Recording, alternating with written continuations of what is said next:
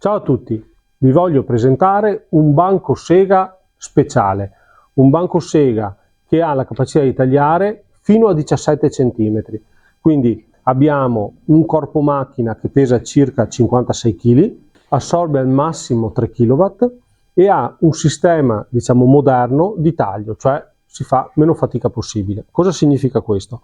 Allora, questa macchina che è prodotta da Bluebird ha un disco molto ampio che è contenuto in questa parte qui, che chiaramente è protetta per la sicurezza. Qui si può intravedere la sagoma del disco com'è, e togliendo la sicurezza per poterlo trasportare comodamente, perché faccio leva in questa maniera per il trasporto, ok? E quindi vado dove ho la necessità di spostarmi per tagliare, ho la possibilità di determinare quant'è con questo piccolo regolo la lunghezza che voglio del tagliato, e quindi posso andarla a determinare in questa maniera, e così pure ho la possibilità di allungare il punto d'appoggio se ho dei pezzi lunghi da tagliare, quindi attraverso questi due semplici dispositivi.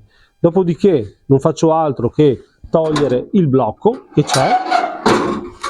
Qui notiamo che c'è l'alloggiamento per i pezzi di legno. Una volta chiuso siamo in sicurezza, e una volta introdotto da questa parte qui, facendo questo movimento facciamo il taglio del pezzo di legno desiderato. Quindi siamo completamente in sicurezza e abbiamo un attrezzo molto piccolo con un disco molto grande che può tagliare dei diametri fino a 17 cm. Uno degli aspetti più importanti di questo banco sega è che è estremamente sicuro, perché il movimento di taglio è completamente in sicurezza, perché è completamente schermato. Quindi tanti degli incidenti che sono successi con i banchi sega, qui è praticamente impossibile che possa succedere. Quindi la macchina è ben schermata, è secondo tutte le normative vigenti, e quindi a questo punto vi invito a prenderlo in considerazione. Se volete tagliare in sicurezza venite da me e lo troverete. Ciao a tutti e buon taglio!